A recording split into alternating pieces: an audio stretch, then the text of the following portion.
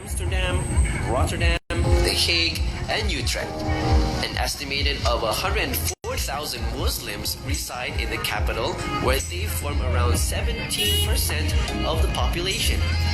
Actually, I have an appointment with a local Muslim friend here. I've already promised to meet my Muslim friend here at the Amsterdam Islamic Center. It's located 20 kilometers from the city of Rotterdam. So Muhammad, there's a lot, so many things that you know about this place. Can you what do you do here? What is your role here in the masjid? My role, I am actually a volunteer. I am here since a long time, and I try to make sure this mosque is as active as long as possible. I'm working on trying to get the locals and the neighbors of this mosque to also find a way to get into the mosque. But you're saying that if you're getting a program with the neighbors, the non-Muslims are also welcome? Non-Muslims are also welcome. Yes. We have also, and when you get to see the place to better, you will find that, for example, the entrance hall, we have made it into a neutral place, like you enter as if you enter a cafe. So we try to lower the barrier of entrance as much as possible. So when people come inside, they will know who we are, inshallah, and it's a way of getting people to know Islam and whatnot. MashaAllah, that's very beautiful, and I hope that you will be successful, even though you're volunteering and so on, but you're doing a great job, man. Alhamdulillah, barakallah feek. Thank you very much. Wa iyyakum to you too, sir. Thank you, man. Thank you. This mosque is a bit different because it is managed and run not by certain ethnics and races, but simply by Muslims from all walks of life and skin colors. Particularly in this mosque are local Dutch Muslim. While waiting for my new friend, I have an opportunity to see how a Muslim hearse look like.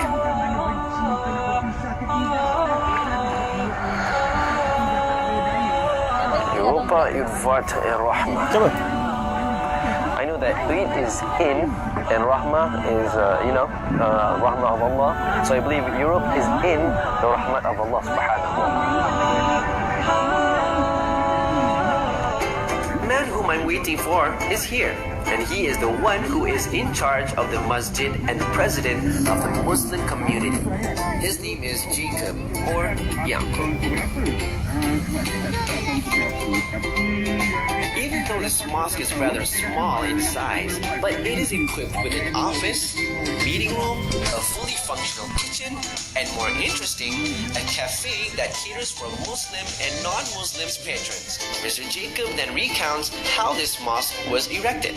The fantastic thing is actually how the non-Muslims and you work together, building this community, and it's very beautiful. Now here we have a lot, alhamdulillah, that we're really happy because basically our strategy is not based on purely, let's say, Islamic rulings like Sharia, but we like to look at maqasid Sharia, so the goals, taking care of elderly people, the youth, they need proper education, all these things. You want to upgrade society as a whole, and yeah, until now it's working, it's positive, so we're very happy with it. Yeah.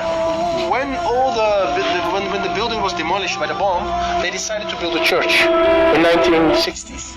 So they built a church here because they want to pay respect to the people who died. And we bought that church in 2013. The old church members, they bought a new church, and we're still in good contact with them. They got higher offers from other parties, but they insisted to sell it to us so that the church would remain a house of God. So this is a really beautiful example of how people can look at things, because unfortunately we sometimes also see the different way. It's time for Friday congregational prayer, and I could see there are many people coming from different ethnics. As a traveler, you must enjoy to reach out and get connected to new people. With having to experience many mosques along my journey in Europe, it is so delightful. Yeah, it is such a beautiful experience coming here, and thank you. Right, inshallah. Assalamu alaikum. Assalamu alaikum. Take care. Okay. The picturesque city of Delft lies on the River Schie between Rotterdam and The Hague. Its historic old town is bordered by canals and home to a delightful market square, many churches, and a number of well-preserved medieval-era houses. There is a canal ring city. It's considered an old town of Netherlands, and it was known as a trade center back in the 16th and 17th century. It's most famous for its pottery, earthenware, delftware, and I think it's a very nice town for me to go around. So you want to come and join? Let's go. Today, the city is a vibrant cultural and tourist hub, home to some of the country's best museums, numerous entertainment opportunities, and endless other fun things to do, such as taking a stroll around the many booths at the popular Saturday flea market. Enjoying the sights here, I didn't realize that I'm already late to the next appointment. How are you? I'm Anwar from Malaysia. Action. Okay. I will be introduced to the members of the party. I can't believe right here has an Islamic political party. Right here with me is one of the political people right here in North Rotterdam. Getting quite nervous actually, but this is very interesting because right here is Bas van Noorpen. He is a Muslim. Please, sir, can you introduce a little bit about yourself? Yeah. Jazakallah khair. Yeah, I'm Bas van Noorpen, born here in the Netherlands, raised in the Netherlands, from a Dutch family, and actually I did become Muslim, and the reason for that was that, well, not reason because Allah decides who becomes Muslim or not, but actually when I was 19, I was on holiday in Turkey, and there I met my current wife, and they started to talk me about religion. Okay. And that is when they started to teach me and give me books. And one of the books really got my attention, which was Islam and Science. At that moment, I accepted Islam as a religion, and I remember waking up in the morning, and I opened my eyes. I thought, and in the Quran it says Allah puts a screen in front of the people who don't believe. Mm-hmm. Yeah, He says, I put a screen in front of their hearts, and when you believe, I take away the screen. And that happened. At that very moment, in that morning, I felt that suddenly this screen from my heart just moved away, and I was just understanding, like, wow.